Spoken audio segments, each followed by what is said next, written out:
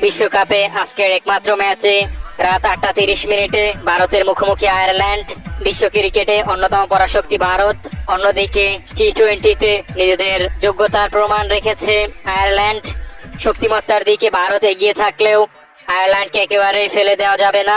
টি-20 বিশ্বকাপের আগ মুহূর্তে পাকিস্তানকে হারিয়েছে আয়ারল্যান্ড, তাই বলাই যায় নিঃসন্দেহে একটি ফাইটিং ম্যাচ হতে পারে ভারত এবং আয়ারল্যান্ডের এই ম্যাচটি। আজকের ম্যাচে আপনি কোন দলকে সাপোর্ট করছেন, ভারত নাকি আয়ারল্যান্ড?